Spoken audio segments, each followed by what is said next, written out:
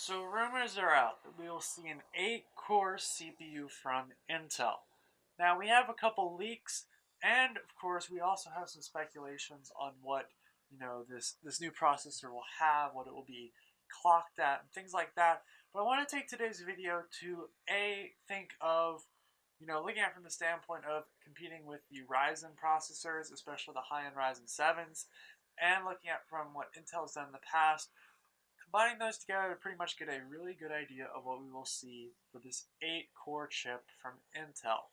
And I want to make today's video just to talk about performance, the core, well, obviously, core count, that's a little stupid, but I think the speeds and what we can expect to see something, from Intel that will compete with AMD.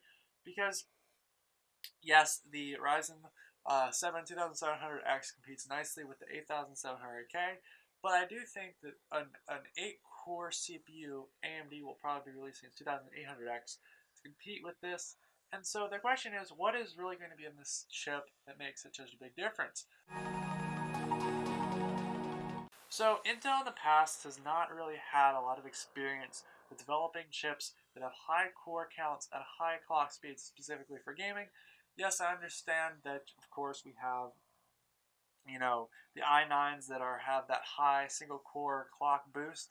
But I want to keep in mind the fact that, looking at it from the standpoint of large number of cores, especially for overclocking and overclocking performance and things like that, you really got to take a look at, what we could expect to see. So, looking at it from the standpoint of this new, we'll just say i7 with this 8-core, 16 threads, and for it to compete with AMD, it would at least need something along the lines of a 4.3 ability to kind of overclock up to.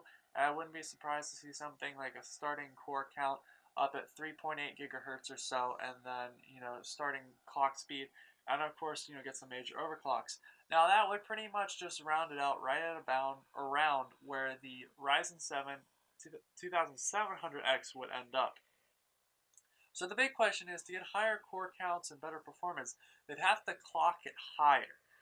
Now, Intel in the past obviously has not had a lot of luck with clocking all cores, especially on overclocking. Yes, the 2000 or the i7 8700K. Sorry, there's a lot of numbers there.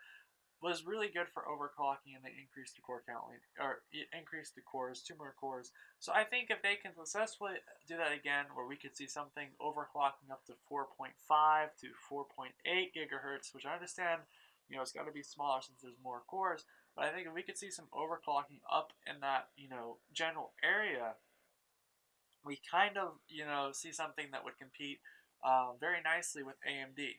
And I think that that would also be the reason why AMD would also finally release its 2800X to kind of compete with that.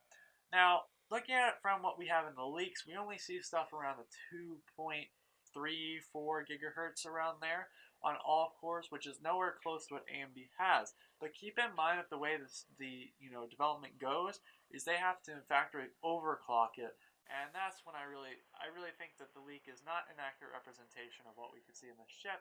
And I really do feel like if we're going to look at the standpoint of what can we expect to see, I wouldn't be surprised to see an 8-core gaming chip with a nice, overclock to around 4.5 to 4.8 gigahertz, and maybe starting clock speed around 4 gigahertz would not be out of the league. I also think that we could, that's pretty good amount. As for cache, to compete with AMD, somewhere around 20 to 10 megabytes of cache, I think, would be something. And obviously, there's all different types of cache in there. But I think that would be something to be a good representation. It's a good competing factor with AMD. Because right now, AMD holds the 8-core kind of system, CPU right now. And if we want to go through and, if Intel wants to go through and kind of compete with that, they got to bring their gaming to the multi-core kingdom, which AMD kind of has. So I hope you enjoyed today's video. I hope you enjoyed talking about this 8-core chip.